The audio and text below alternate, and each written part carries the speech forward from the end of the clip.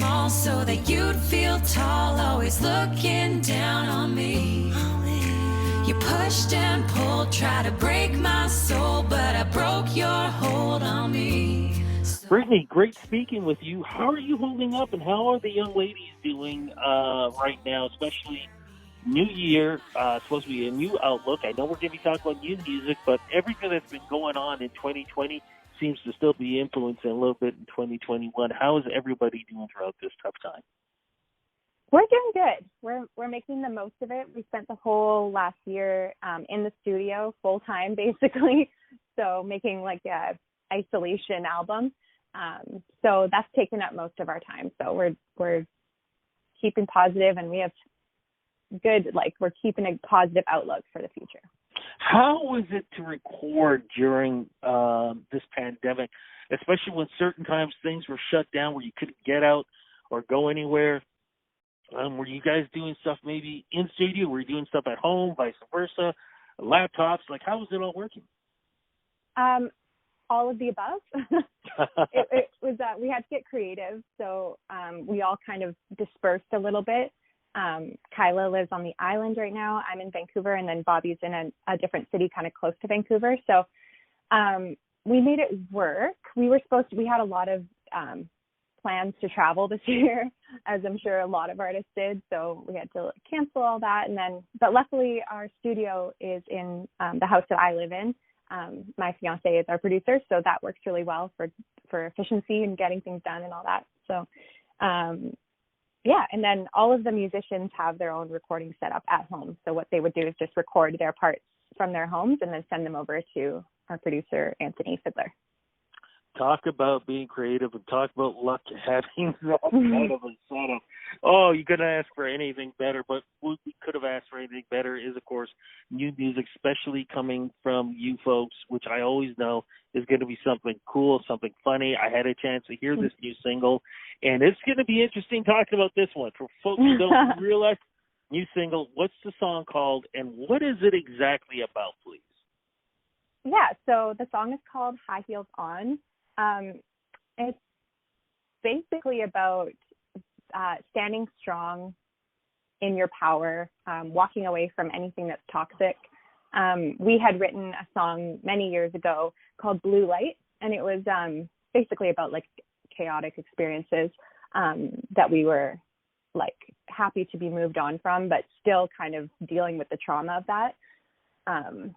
And so then a few years later, like we don't sing that one in our set anymore, but Bobby had this idea to write kind of a response to that now that we're through, like working through the trauma and we're kind of past that now. She's like, let's write one that's stronger and we're not running anymore and we're confident in our own shoes now. Keep my high heels on, it don't matter, I don't run no more. I keep my high heels on, it don't matter, I don't run no more. Keep my high heels on, keep my high heels on, keep my high heels, keep my high heels, keep my high heels. This song, extremely powerful. It's kick-ass, and it was kind of funny because my first thought when I heard the song was, okay, what did piss them off? What did he do? Like, it was one of those where you're just like, I could see the guy cowering, back of game in a corner, cowering, going, whatever I did, I am so sorry.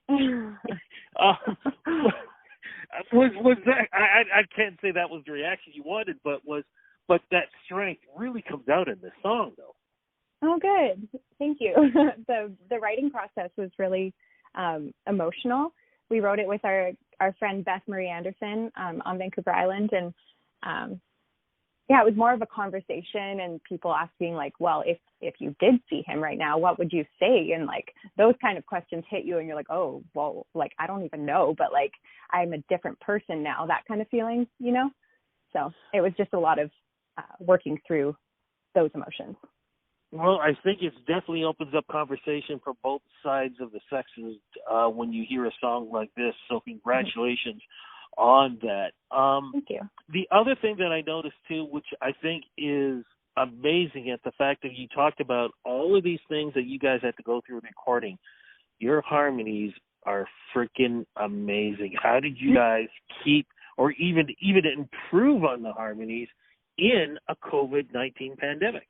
Thank you. Yeah, we actually really we learned more about harmonies, I think, during this past year.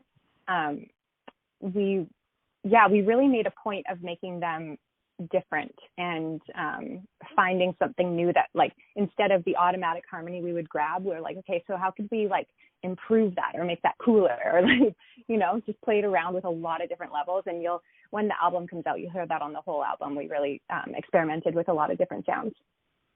Talking about the album, though, if you give us a little bit of preview and what this album is going to sound like, so story-wise, songs, and any surprises on this? Yes. I can't say what the surprise is yet, but there is one. There is collaboration. The songs really range in sound. So we have some that are like feature songs for each of our voices. We have our like classic Heels sound, upbeat, like high energy, and then we have some really soft ones. So we really mixed it up this time. I'm really excited to share it. When can we expect the album to be out? I believe it is set to release in the late spring. Okay, so we've got something to party throughout the summer, so we're looking forward to that. What do you think it is, the secret between the three of you now, being together for as long as you have now? Why is this working? You know, a lot of people, I mean, especially during a pandemic, end up breaking up. Why is it that you guys have gotten stronger through this time? I find that this whole past year has really shown a lot of like people's emotions have been heightened, of course, and I feel like we've just been really supportive of that with each other, and then creating music is always exciting. Like there's always so much passion that goes in, and energy and enthusiasm and excitement and all that. So yeah, I think just like planning ahead keeps momentum going, and we've built such a close like sisterly bond over the years with traveling together and all that. So yeah, we've stayed positive. What about virtual performances, live streaming? Any of that going to be happening through 2021? Because right now we're not sure yet about live performances happening, but hopefully, you know, once the warm weather kicks in, I know drive-ins was one thing that people were looking at. Maybe there might be some other ways to do it, but what are the plans right now as we speak? We have plans, like we hope to do as many as we can. We have a couple of shows coming up online. It's tricky with us because there's three of us, so we can't just grab a guitar and play some songs like on the spot. We kind of have to plan it out well in advance and be together. So we have to plan those trips. And then with all the restrictions and everything, it's been really tricky. But yeah, we do have two coming up in February, and then I'm sure more will come up throughout the spring. Okay, and of course, to find out everything you guys are doing, we got to go to social media. Where do we go to follow you folks to find out everything that's going on, from live streaming, new music, just everything that you guys are up to? Any of our socials, and they're all linked to our website, which Kyla made. It looks really beautiful. She's just redone it. It's theheelsmusic.com. So you have to put music at the end of our name. Otherwise, you get a bunch of shoes. I love that. Before we wrap this up, though, I mean, you talked about the sisterhood, how you guys were able to find positivity throughout this tough time. What advice can you give folks right now? Because a lot of people were going, you know, when the end of 2020, they were doing 3, 2, 1, Happy New Year. Okay, new world.